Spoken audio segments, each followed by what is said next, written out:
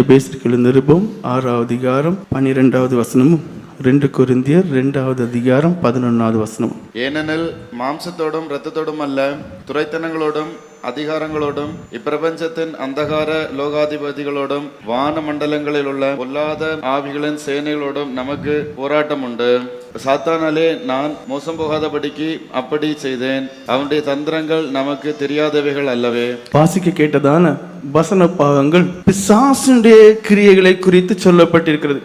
ஆதி சபையாருக்கு பிசாசானவன் யார் என்று தெரியும், அவன் எப்படிப்பட்ட கிரியைகளை உடையவன் என்று தெரியும், அவன் தந்திரங்களை அறிந்தவர்களாக இருந்தார்கள். அதெல்லாம் வேதவசனம் சொல்கிறது. அவர்களுக்கு தெரியும் அவன் எப்படிப்பட்டவனாக இருந்தானாம். அவன் போராடுகிறவனாக இருந்தான், ஒரு போராளி.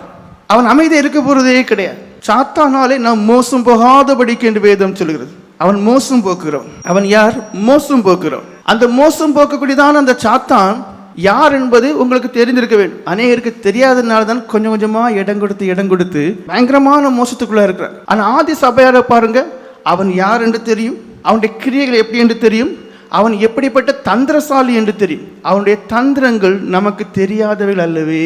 அதனாலதான் சரி அவனுடைய கிரியைகளை பற்றி கொஞ்சம் சொல்லுவோம் அப்படின்னு. இப்போ சாத்தானுடைய பெரிய ரூபமே செல்போன் சொல்லலாம். ஏன்னா அநேகர் இப்போ அதுக்கு விழுந்தே போயிட்டுருக்காங்க. மக்கள் அடிமையாயிட்டாங்க. கேட்டால் சுதந்திரம் என்ன பார்க்கக்கூடாதான்னு கேட்பாங்க. நீ பார்த்துட்டு போ, அதுவும் ரட்சிப்பு கேட்டதா இருந்தால் பிரயோஜனமாக இருக்கும். இப்போ உள்ள சுவிசேஷம் ரட்சிப்பு கேட்டது இல்லை, இப்போ உள்ள சுவிசேஷம் ஆறுதல் கேட்டது. அதான் அவன் தந்திரசாலி.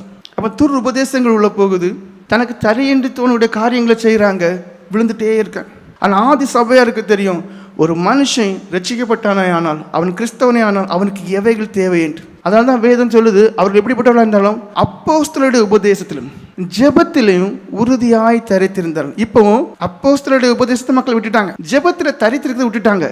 எதில் தரித்திருக்க மக்கள் தங்களுடைய நேரத்தை செலவிடுகிறார்கள்? செல்போன், டிவி சேனல்கள். பிசாசுக்கு இடம் கொடுக்குறாங்க. வான மண்டலங்களுடைய பொல்லாத சேனைகள், அந்த ஆவிகள் 1-2 அவைகள் சேனைகளாய் செயல்படுகிறது. அவைகள் போராடுகிறது. எல்லா மனுஷனுடன் போராடும் மேற்கொள்ளும்.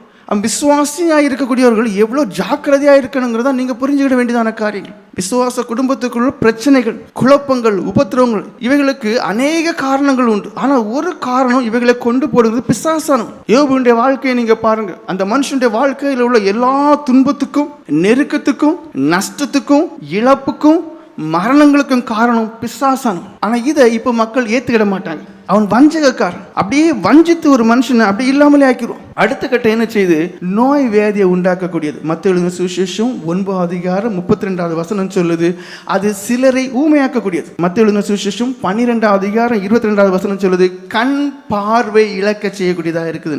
மத்தேயு எழுதின சுவிசேஷம் 9வது அதிகாரம் 20லிருந்து 22 வரைக்கும் உள்ள வசனங்களை வாசிப்பீர்களானால் தீராத வியாதிகளை உண்டாக்கக்கூடியது என்று சொல்லப்பட்டிருக்கு. மார்க் எழுதின சுவிசேஷம் 9வது அதிகாரம் 18வது வசனம் சொல்லுது, வலிப்பு நோயை உண்டாக்கக்கூடியது. அப்ப இதெல்லாம் சில ரெஃபரன்ஸ் உங்களுக்கு புரிஞ்சுக்கிறதுக்காக. நோய, வியாதிய, தீராத நோய, தீராத வியாதிய உங்க சரீரத்துல கொடுத்துட்டே இருக்கு. ஆனா எந்த மனுஷன் ஜெபம் பண்ணலையோ நீங்க பிசாசுக்கு இடம் கொடுத்துட்டீங்க. என் வார்த்தையை நீங்க சோதிச்சு பாருங்க.